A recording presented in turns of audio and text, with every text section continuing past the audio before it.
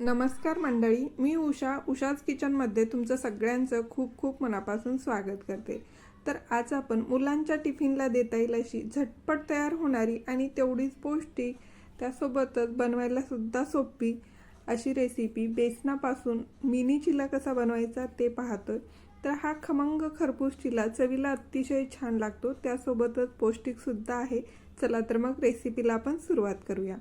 तर इथे मी 2 मीडियम आकाराचे कांदे घेतलेले आहेत, 1 टोमॅटो, 2 हिरव्या मिरच्या, त्यासोबतच थोडीशी कोथिंबीर घ्यायची। आता हे सर्व साहित्य आपल्याला अगदी बारीक असं चिरून घ्यायचं आहे। आपल्याला जमेल तेवढं इथे हे जे कांदा, टोमॅटो, हिरवी मिरची, कोथिंबीर आहे ते बारीक चिरून घ्यायचे।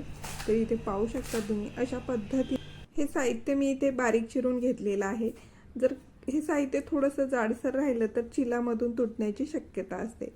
आता आपण चिल्यासाठी लागणारं पीठ तयार करून घेऊया। तर इथे मी 1 वाटी एवढं बेसन घेतलेलं आहे, त्यामध्ये चवीनुसार मीठ घालायचे, पाव चमचा हळद, अर्धा चमचा लाल तिखट, त्यासोबतच अर्धा चमचा धने पावडर आणि 1 चमचा आपल्याला ह्यामध्ये भाजलेल्या जिऱ्याची पावडर टाकायची।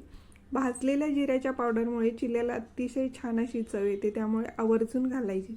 आता ह्यामध्ये आपण टाकूया बारीक चिरलेला कांदा, हिरवी मिरची, त्यासोबतच बारीक चिरलेला टोमॅटो आणि कोथिंबीर। आता हे संपूर्ण साहित्य टाकल्यानंतर आपल्याला एकदा मिक्स करून घ्यायचं आहे। तर हे छान असं मिक्स झाल्यानंतर ह्यामध्ये पाणी टाकून घ्यायचं आहे।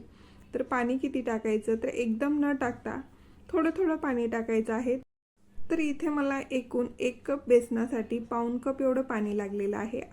ह्या बॅटरमध्ये मी अगोदर अर्धा कप टाकून घेतला आणि आता जो अर्धा कप घेतलेला आहे त्यातलं अर्धच पाणी इथं मला लागलेलं आहे।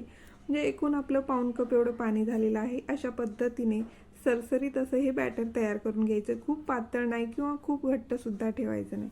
आता आपण लगेच मिनी चिला बनवून घेऊया। तर इथे मी नॉनस्टिक पॅनचा वापर केलेला आहे, लोखंडी तव्यामध्ये सुद्धा बनवू शकता। तर इथे मी नॉनस्टिक पॅनला थोडंसं तेल लावून घेतलं आणि अशा पद्धतीने अगदी छोटे छोटे इथे मी चिला बनवून घेतलेले आहेत।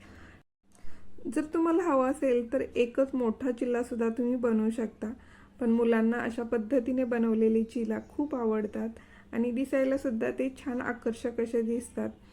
त्यामुळे इथे मी अगदी लहान लहान आकारामध्ये बनवून घेतलं। आता ह्याच्यावरती झाकण ठेवायचे आणि 2 ते 3 मिनिटांसाठी एक वाफ काढायची।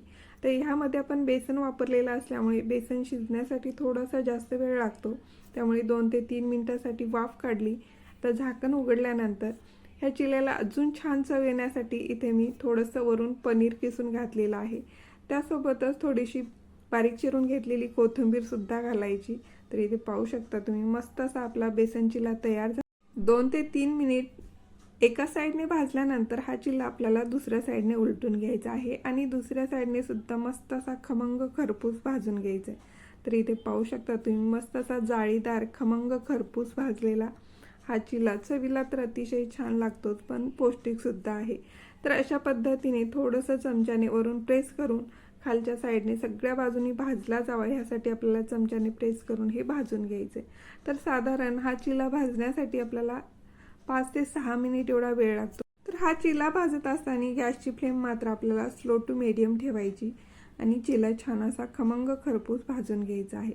तर इथे तुम्ही पाहू शकता मस्त असं दोन्ही साईडने खमंग खरपूस भाजल्यानंतर हे एखाद्या दुरडीमध्ये काढून घ्यायचं आहे। तर अशाच पद्धतीने आपल्याला सर्व चिला बनवून घ्यायचे आहेत। तर घेतलेल्या प्रमाणामध्ये असे लहान आकारामध्ये 8 चिला तयार झालेले आहेत। तर हा बेसन चिला मुलांचं फेवरेट टोमॅटो केचप सोबत अतिशय चवीला छान लागतो, पण अगदीच हेल्दी पाहिजे असेल तर तुम्ही हे दह्यासोबत देऊ शकता। तर भरपूर प्रोटीन असलेला बेसन चिला घरी नक्की ट्राय करा। रेसिपी आवडल्यास लाईक करा, जास्तीत जास्त रेसिपी शेअर करा, उषाच किचनला सबस्क्राईब करा। धन्यवाद।